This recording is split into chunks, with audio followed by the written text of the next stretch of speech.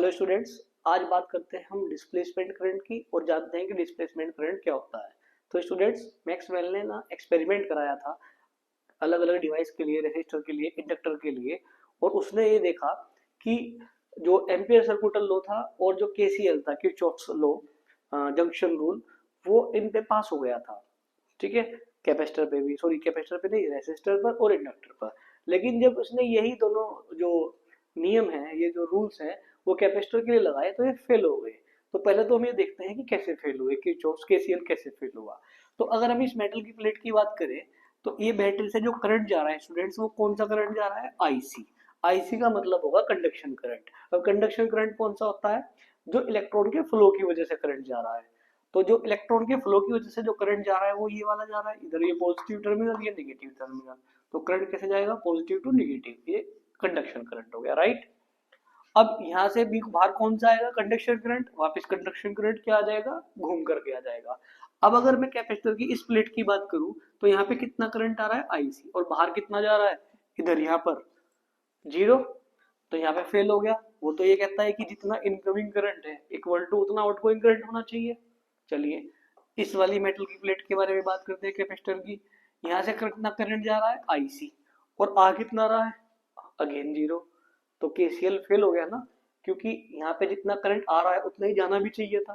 वही तो कहता है केसीएल किसी एक पॉइंट पे कि जो सम ऑफ इनकमिंग करंट है इक्वल टू होना चाहिए सम ऑफ आउटगोइंग करंट के। तो केसीएल फेल हो गया।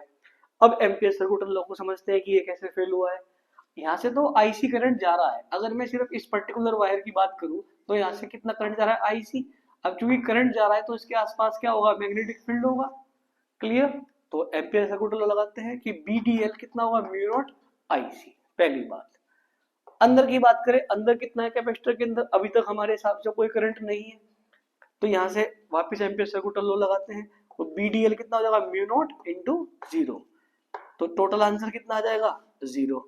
इसका मतलब ये हुआ इस फॉर्मूले के अकॉर्डिंग कि यहाँ पर तो मैग्नेटिक फील्ड है और यहाँ पर मैग्नेटिक फील्ड नहीं है, अकॉर्डिंग टू एम्पियर सर्कुटल लॉ। लेकिन मैग्नेटिक फील्ड को टेस्ट करने का सबसे बढ़िया तरीका क्या है? Magnetic compass. अगर मैंने यहाँ पे कंपास रखा तो मुझे यहाँ पे कंपास के अंदर डिफ्लेक्शन आ गई। इससे कंफर्म हो गया कि हाँ यहाँ पे मैग्नेटिक फील्ड है। वो एम्पियर सर्कुटल लॉ भी कह रहा है कितना है? Mu naught IC. लेकिन यहाँ पे एम्पियर सर्कुटल लॉ कह रहा है कि मैग्नेटिक फील्ड जीरो है। बट जब मैंने यहाँ पे स्टूडेंट कंपास रखा तो कंपास ने यहाँ पे डिफ्लेक्शन दिखा दी। अब मैं जो पेपर पे है वैल्यूज है, मैथमेटिकल स्टेटमेंट है, उसको मानूं या जो मैं सामने से देख रहा हूँ उसको मानूं? जाहिर सी बात है, जो मैं सामने से ऑब्जर्व कर रहा हूँ मैं उसी को बिलीव करूंगा। तो इसका मतलब ये गड़बड़ है यहाँ पर। अब इसको वैलिड करने के लिए मैक्सवेल ने क्या किया? एक मैथमेटिकल कैलकुलेशन कर करके ये पता किया कि ये जो यहाँ पे क्या है ऐसा कि जिसकी वजह से यहाँ पे मैग्नेटिक फील्ड आ रहा है। तो उसकी जो ऑब्जर्वेशन थी स्टूडेंट्स वो ये थी, ये वाली जो प्लेट है कैपेसिटर की किससे जुड़ी हुई है? पॉजिटिव टर्मिनल से। तो यहाँ पे धीरे धीरे पॉजिटिव चार्ज बढ़ता जा रहा है और उधर अपोजिट चार्ज बढ़ेगा इंडक्शन की वजह से, नेगेटिव चार्ज। तो अगर देखने में ऐसा आ रहा है यहाँ पर कि कैपेसिटर के बीच में लगातार चार्ज बढ़ता जा रहा है, पॉजिटिव एक साइड और दूसरी साइड नेगेटिव चार्ज। तो देखा जाए तो इलेक्ट्रिक फील्ड बढ़ता जा रहा है। अब इलेक्ट्रिक फील्ड का अंदर आना, ऐसे ही तो आएगा इलेक्ट्रिक फील्ड पॉजिटिव से नेगेटिव। अब इलेक्ट्रिक फील्ड का आने का मतलब क्या है? कि यहाँ पे करंट भी आया होगा। तो इसका मतलब अगर यहाँ करंट आया है और करंट किसको जनरेट करता है? मैग्नेटिक फील्ड को। या ये भी कह लो कि कंपास ने क्या शो किया था? यहाँ पे डिफ्लेक्शन। मैग्नेटिक फील्ड बताया था ना कि यहाँ पे मैग्नेटिक फील्ड है। तो मैग्नेटिक फील्ड में आने का जो सोर्स होता है वो क्या होता है? करंट होता है। और करंट कैसे आया यहाँ पे? इलेक्ट्रिक फील्ड में चेंज होने की वजह से। यानी कि आज तक तो हमने ये पढ़ा था कि अगर हम मैग्नेटिक फील्ड में चेंज करते हैं तो करंट इंड्यूस्ड होता है।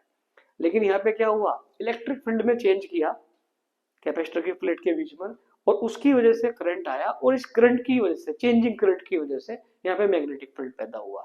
तो ये कंफर्म होगी बात कि अगर मैग्नेटिक फील्ड का सोर्स यहाँ पे जनरेट आया है, मैग्नेटिक फील्ड आया है, तो उसका सोर्स तो करंट ही रहा होगा ना। यहाँ पे जो करंट रहा उस करंट को, क्योंकि वो करंट इलेक्ट्रॉन के फ्लो से तो नहीं है, तो उसको कंडक्शन करंट तो हम नहीं कह सकते। इसी करंट को जो यहाँ पे मैग्नेटिक फील्ड का सोर्स का काम कर रहा है, उसी को हमने डिस्प्लेसमेंट करंट कहा। बात समझ में आई? यानी कि भाई फिजिकली तो कोई करंट यहाँ पे जा नहीं रहा, हम बस ये इमेजिन कर रहे हैं, मैक्सवेल ये इमेजिन कर रहा है। ये बाकी सारी बात भी वैलिड रह जाएगी और उसकी बात भी पूरी हो जाएगी कि अगर यहाँ मैग्नेटिक फील्ड आया है तो करंट की वजह से आया होगा। जिस करंट की वजह से आया है उस करंट को क्या नाम दिया गया, डिस्प्लेसमेंट करंट। और जब उसने मैथमेटिकल कैलकुलेशन की ये कितना होता है, तो उसने पाया कि जो डिस्प्लेसमेंट करंट होगा वो होगा epsilon naught d phi E upon d t, यानी कि rate of change of electric flux का एप्सिलॉन नॉट टाइम्स। अगर हम फ्लक्स का फॉर्मूले को और वापस ओपन कर देते हैं तो फाई का फॉर्मूला कितना होता है, ई है, एरिया है कांस्टेंट रहने वाला है प्लेट का, तो ये कितना हो जाएगा, D E upon d T. तो यहाँ से भी पता लग रहा है हमें कि इलेक्ट्रिक फील्ड में चेंज होने की वजह से करंट आ रहा है। ठीक है, अब ये जो डिस्प्लेसमेंट करंट है ये किसको प्रोड्यूस कर देगा, यहाँ पर मैग्नेटिक फील्ड को, इसलिए यहाँ पे कंपास में डिफ्लेक्शन आई थी। तो यानी कि ये वाली जो बाद वाला था एम्पियर सर्कुलर लॉ वाला, यहाँ वाला इसका सेकंड पॉइंट ये गलत हो गया। तो टेक्निकली यहाँ पे क्या आना चाहिए, म्यू नॉट आई डी। अब यहाँ पे कौन सा करंट आ जाएगा, आई डी।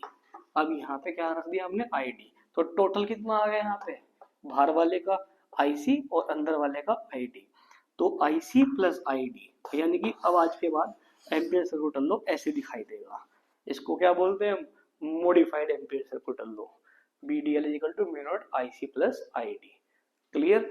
तो इसको करंट कहने का एक रीजन ये भी था, ये जो मैथमेटिकल जो टर्म आई है इसकी अगर हम डायमेंशन निकालेंगे स्टूडेंट्स, वो करंट के इक्वल आएगी।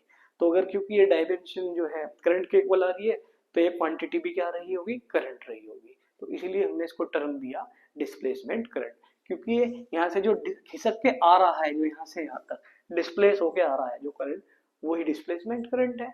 और देखो केसीएल भी वैलिड हो गया, इस प्लेट से कितना करंट आया, आईसी, और गया कितना, आईडी। इस प्लेट से कितना करंट जा रहा है बाहर, आईसी, और आया कितना होगा, आईडी।